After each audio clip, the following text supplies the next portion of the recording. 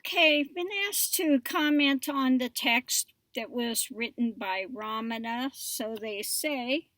Um, Now, understand some of these texts, when they get translated into English, it may lose something, okay?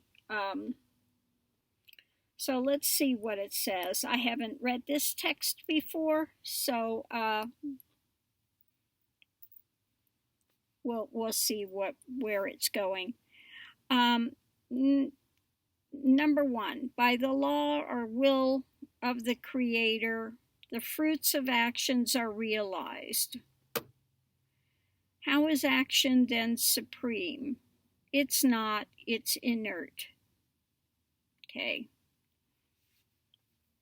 So, actions are not going to get you somewhere. Okay. Number two, the results of actions are impermanent and pass away, yet their seeds form an ocean of karma, which becomes a barrier in the progress of a seeker. Okay. Your actions aren't going to get you to the truth realization, but your actions can cause karma. Okay. Karma is, you understand why karma exists if you get to realization and you understand you are fully within that consciousness of the divine is, then you understand why karma has to exist, why it is. Okay.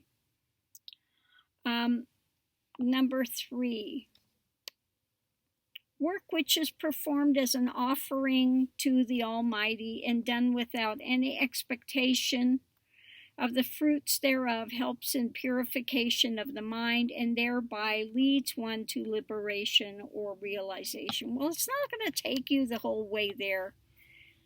That comes through meditation, introspection, but it can help if you're not looking for ego gratification. That's basically what it's saying. If you're doing something to get ego gratification, to get pats on the back, like Trump does nothing unless it's going to get him pats on the back, okay? Or money or pats on the back, okay? If you're doing it with any of those intentions, it's worthless, okay? If you do it as a natural outcome, as this is what the divine does, it gives all these fruits of benefit. If you were doing it just as a matter of course for that, then okay, it can aid in your journey somewhat. Okay. Among the actions performed by the body, voice, and mind, puja, just the worshiping, japa, which is the chanting of the name of Now, understand, this is written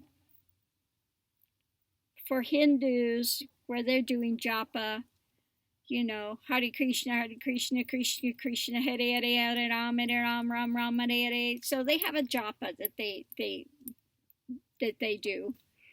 Now, if you're doing just japa without any intention, again, it's useless.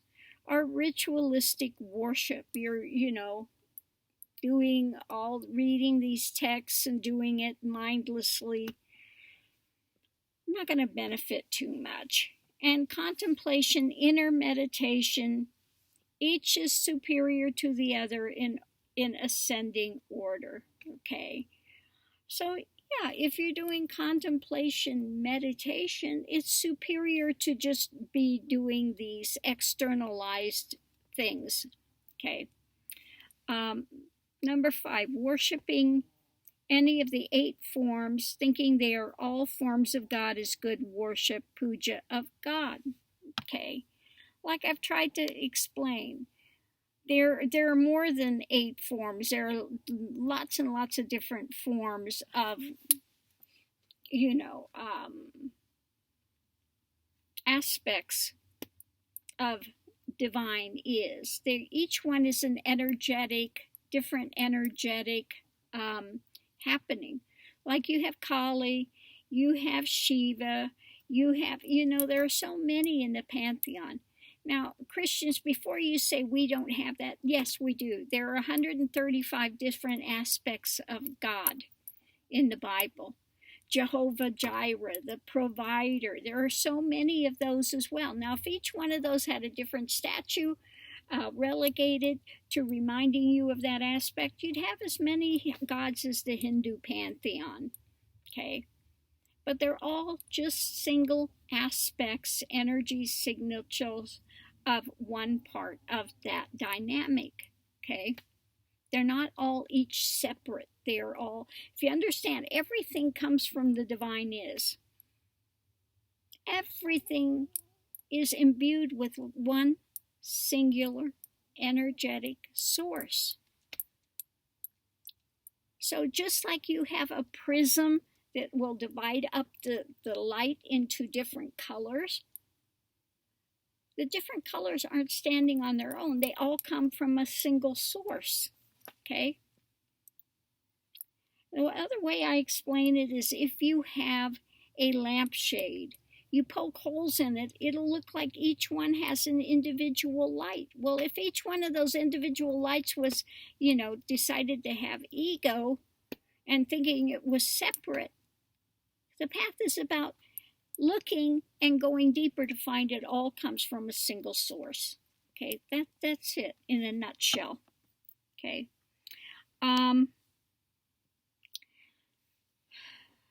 Let's see. Where are we at here? Oh, okay. Singing the Lord's praises is good, but better than that is loud chanting of japa, while superior to loud chanting is soft japa. However, best of all is silent mental japa. Okay. Again, it's contemplating it. You can sit there and be a parrot and mouth words all day and get nothing. If you are mentally dissecting it, looking at it, feeling it, getting in touch with it, then yes, that's far superior. You could teach a parrot to say the names. Doesn't mean anything. If you're contemplating the different aspects of it, then you go deeper. That's what it is, okay? Like an unbroken flow of oil or a stream of water, continuous meditation is better than that which is interrupted. Okay.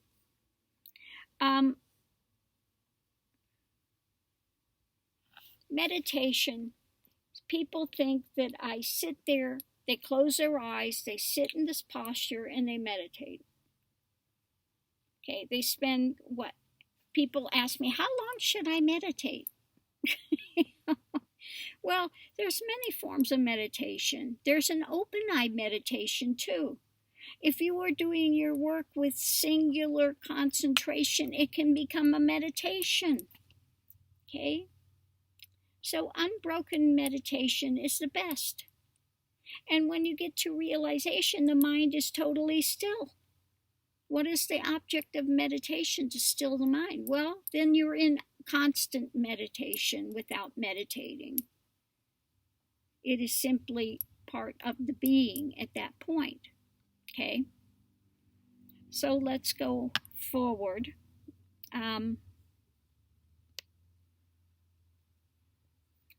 Meditation without duality, that is meditating as I am, the divine is, I am he, is superior to meditation which assumes a separation between the devotee, the bhakta, and the beloved Lord. Okay, well, now I have to say something here.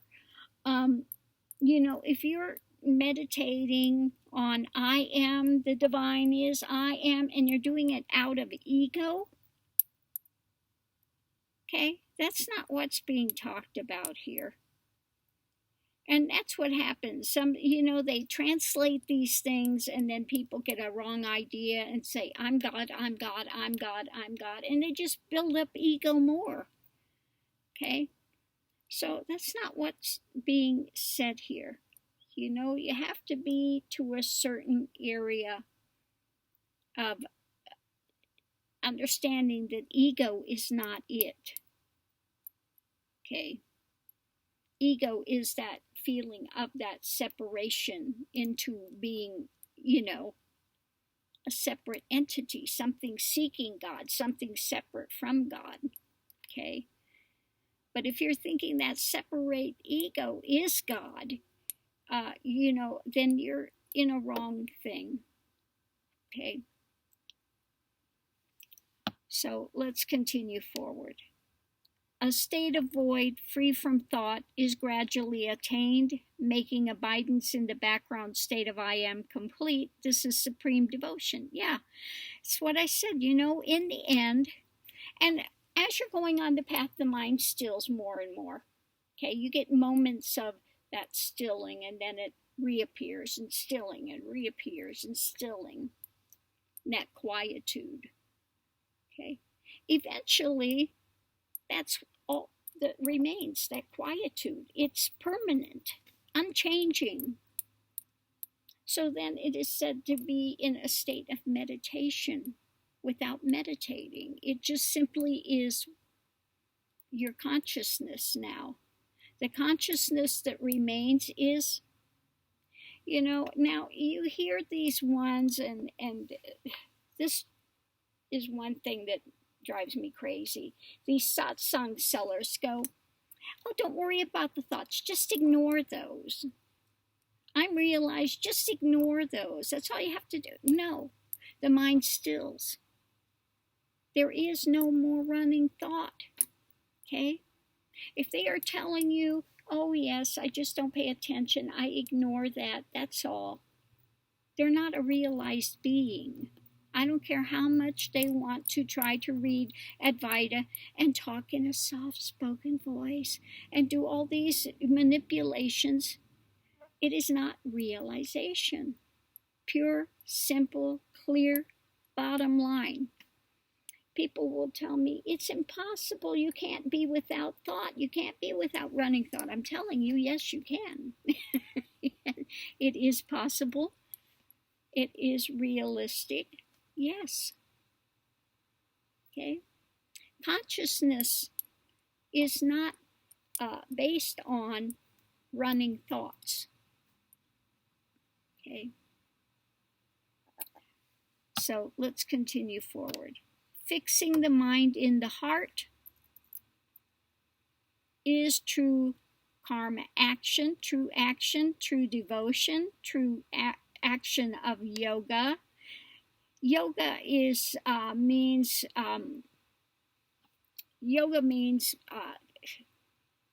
the word I'm looking for now. Yoked. Okay, yoked. Yoga and Gyan, knowledge. Okay. So, you know, this is when I work with my students, their attention is supposed to be always in the heart center. Now, spiritual heart is here. Okay.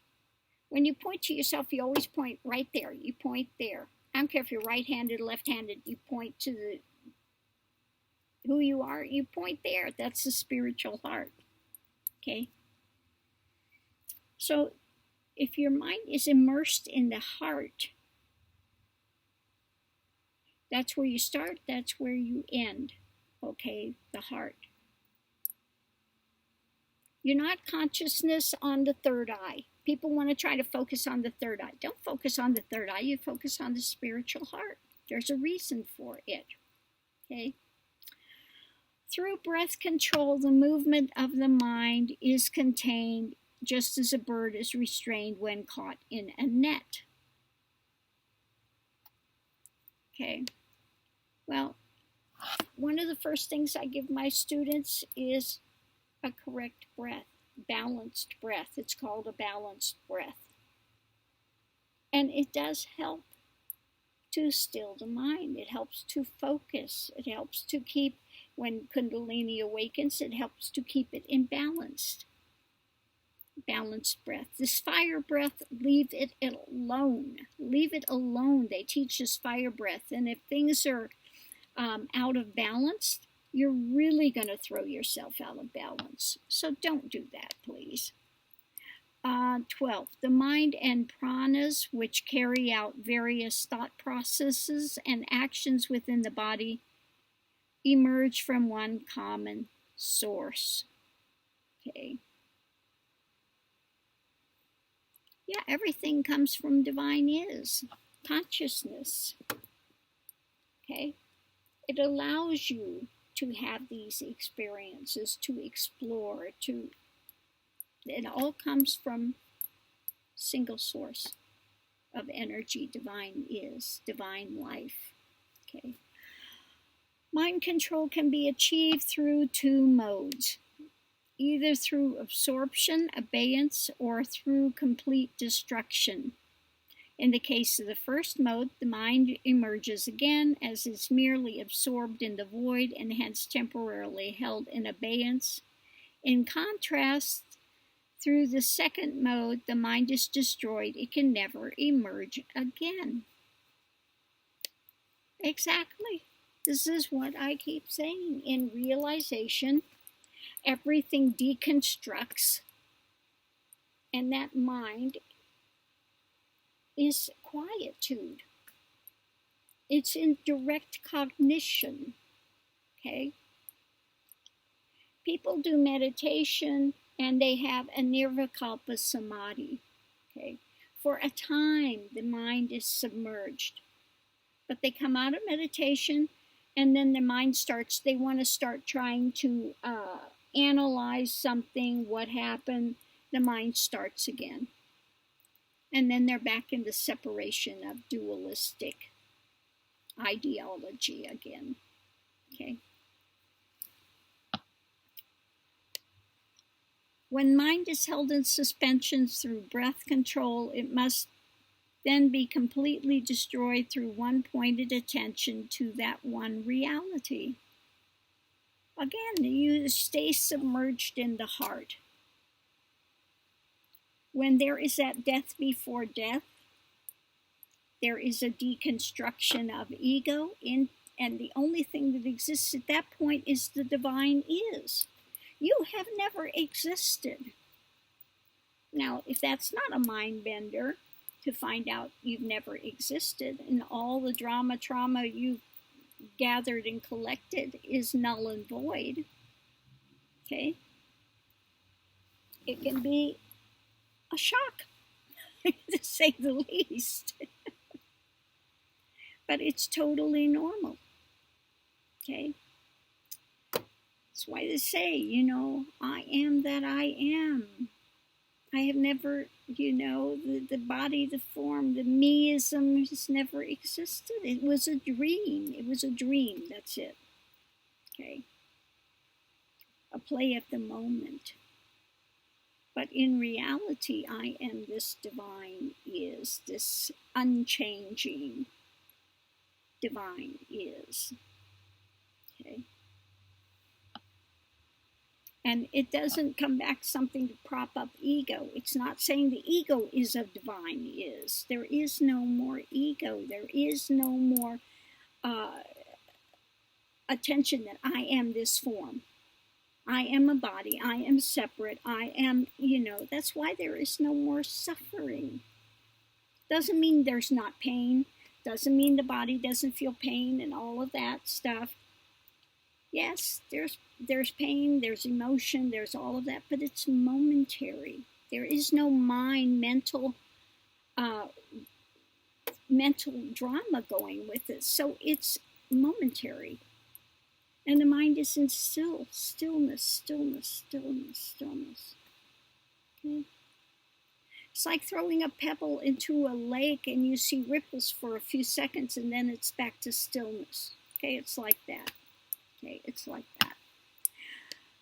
So next, what action remains for an exalted yogi whose mind has been completely destroyed and who is ever established in the self? What action remains? Well, there's nothing that one has to do at that point. Okay? One is always immersed in the divine is. It's never occluded, never covered over anymore. So that's why you go and you can become in the play of God. You go from suffering, seeking, to liberation, moksha, liberated being, and you play of God. That's why I'm doing tarot. I'm doing things that are fun.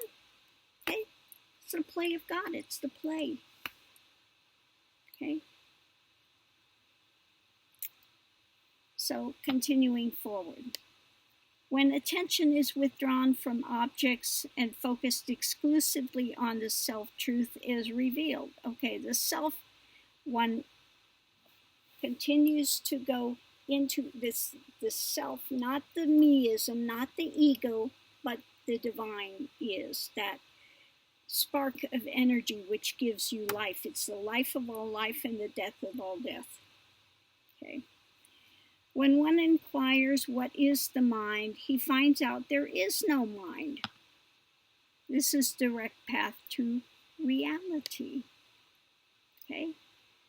Mind is nothing but a bundle of thoughts. These thoughts depend upon the I thought alone. Hence, the mind is nothing but this I thought. Ego, separation, creates this running ideology of searching and wanting to have facts and figures and this and that. Okay? All that goes. It goes. Okay? It goes. So ask the question, from where does this I thought arise? On inquiring, the I thought will vanish. This is self-inquiry. Now, I tell people to question, instead of that, what is this I? I tell them to question, basically, what is this I? Instead of who am I? Who am I sets up again this more of ego separation. What is this I? Goes deeper than that to look. That's why I said, the writing that I have that talks about this, looking and seeing thought. Thought creates emotion. Emotion creates this feeling in the body form, and then one takes it to be real. It's a round robin. If you watch, where do thoughts come and go? Things only have reality while that thought is in place. When it's out of mind, where did it go? So where is the reality in that? A thought cannot stand out there on its own anywhere. Okay? There has to be a connection to it and fueling it with this energy. Okay? So when the I thought or ego is destroyed, the real I springs forth on its own in the spiritual heart and shines as I in all its fullness. And this unbroken, continuous I is the real I, as the I thought ego disappears and dissolves as in deep sleep. Okay, there is no I thought. Immediately after realization, one comes out and you cannot say I, because that I indicates this ego form. And it's not that one's trying to be, I don't know, when it happened, it was this one. Couldn't say I. It took about 5 years to be able to say I and talk in the language of duality, dualistic. But when you say this one, people say, what do you mean this one?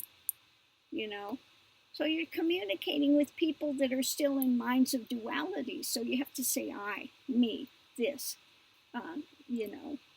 But the consciousness no longer has that identification.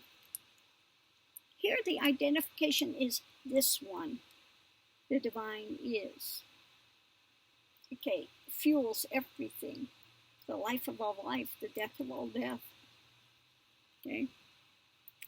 That awakens, and that is the reality of that stilled consciousness. Okay. Oop. Hold on a minute. I gotta plug in the computer. It's about to go down.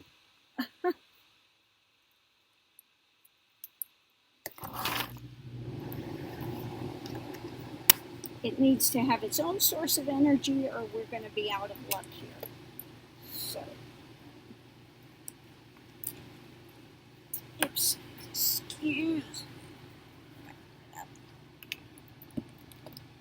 Okay.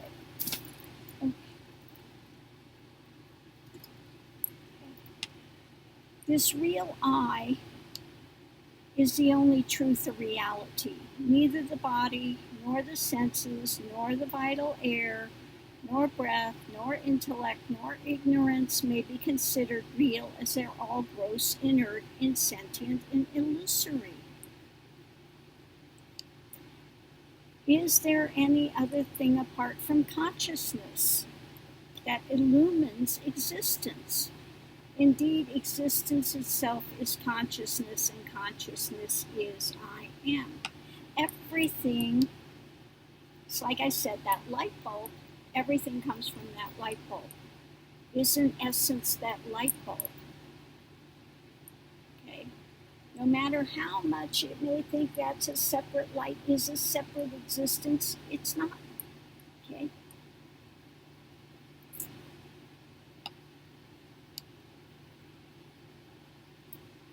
Between the jiva, the individual, and Ishvara unity, there is a difference only with respect to the body and the intellect, gross and subtle bodies.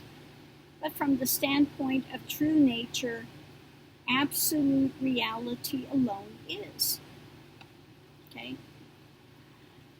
When the various conditionings of body, mind, and identifications with name and form are shed, the self is realized. The vision of the Lord as self is true self-realization. Just like I said, everything deconstructs into that divine is. You know, here what happened, I sat down for meditation by the banks of the Ganges. All of a sudden this great fear arose, a chasm. I knew I'd done everything I could do, and you were feeling you didn't know if you were going to be, if you were going to absolutely cease to exist, or if you were going to be taken over by some entity, demon, whatever. You didn't know what was going to happen, just this absolute fear hit. And knowing that everything had been done that could be done, there was just at that moment that surrender of, on the altar of truth I lay myself. That was literally within the mind here. On the altar of truth I lay myself and let go completely. Surrendered totally, 100%. And the next second, there was no world, no me, no something seen with the eyes. There was no physicality. There was simply that all-consuming awareness and consciousness of the divine is. Whole, complete, unchanging, eternal. Okay? The source. Okay? The source that gave that body life. Okay? But one is not that body. Okay? One is that divine is. That's all there is within the universe. The rest of it is illusory. Illusory, comes and goes. Okay? But again, that's why you understand karma, because this divine is, and why you know that shadow substance can never win. Evil can never win. Okay? The divine is perfection. Okay? Perfection. And it is unchanging. Always as it is. Okay? and you understand evil, lies, all of these things start with some seed of truth somewhere, and then it starts pulling away from the light. It becomes a shadow. Shadow becomes darker. Okay? It's pulling away from where that energy is, that power source. Okay? So all of these things are immediately impressed. Boom. It's just, you've gone from one existence, one set of ideas, one set of cognitions, belief systems, and the next second they're wiped clean as if they never existed. And you see the truth behind what is the reality of the universe. Okay? What is this divine is? Okay? It's without form. When it starts moving, and then it how do I want to say, not suppresses itself, but it minimizes. It takes and breaks apart into little pieces, okay, that go off to have some adventure, okay.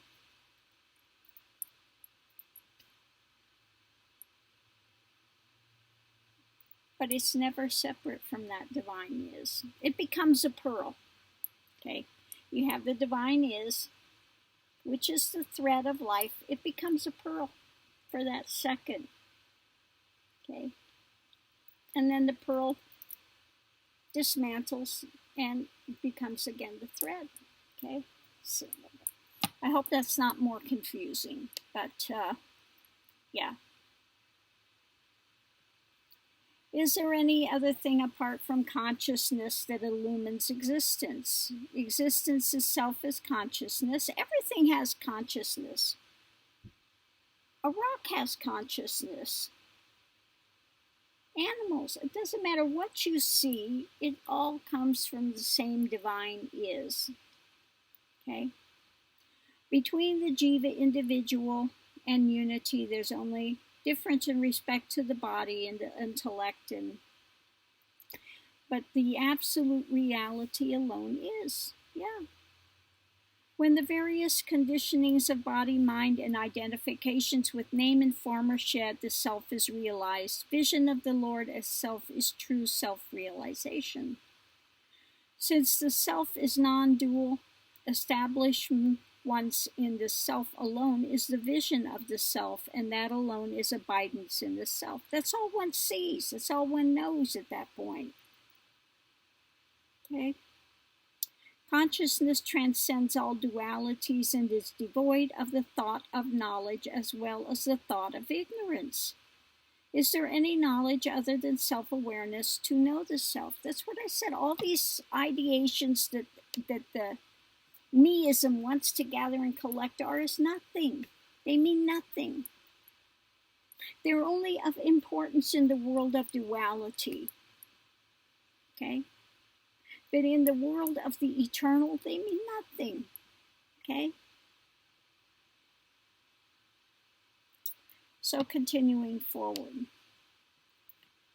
What is the nature of me, the self? Thus inquiring the self as indestructible, unborn, perfect, and the nature of consciousness and bliss. The individual who's realized the divine state, his own real nature, gains supreme happiness, bliss beyond bondage, and freedom here in this very world. Self-inquiry devoid of ego is a great penance, realized as truth articulated by Sri Ramana. So when when you are contemplating this, I say, what is this I, rather than who am I? Because who am I? People want to break down, I'm mind, I'm thought, I'm body, I'm this. No, What is this I? What is comprising it? You're none of those things. It's, again, if you watch the mind and you see how thoughts come and how thoughts go, how thoughts create an emotion, how emotions affect the body and form, which then again creates more thoughts. Then you'll start breaking through. But it takes stilling, it takes meditation, it takes observance and questioning. Netty, netty, not this, it's not this, it's not this, it's not this, it's not this. Netty, netty, not this, not this, not this. Okay? So one continues to go and question until these are broken through. Okay? So I hope that's helped to explain this text by Ramana. Okay? Like I said, it's difficult to try to explain to people that are in minds of duality what it is to be in non-dual consciousness. You're in mind. In realization, you're in consciousness. Okay?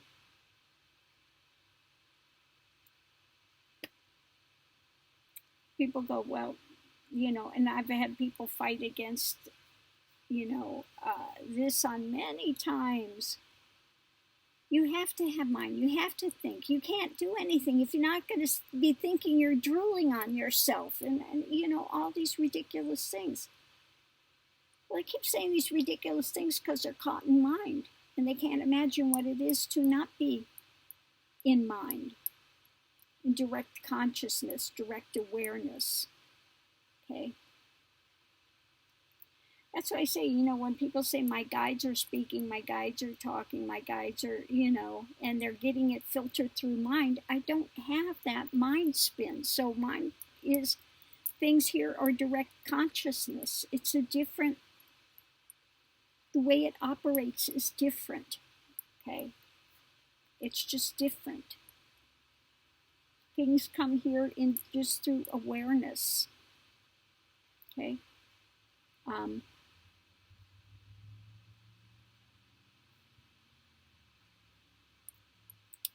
So I hope that's helped you to understand anyway a little bit better. I don't talk a lot about this because people think you're trying to put on airs or you're trying to, self-realization is nothing more than coming to the reality of existence. That's it.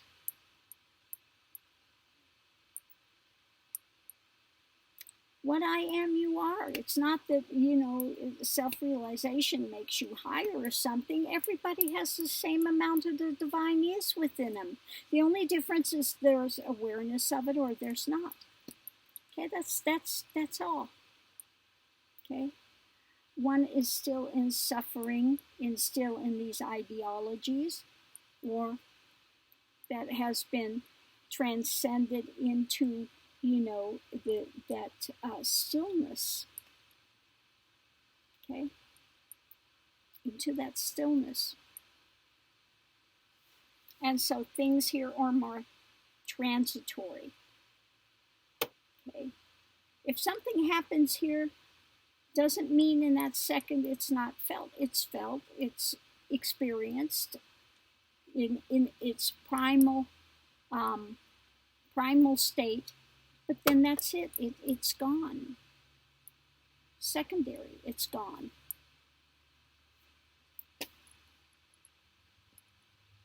So the reality here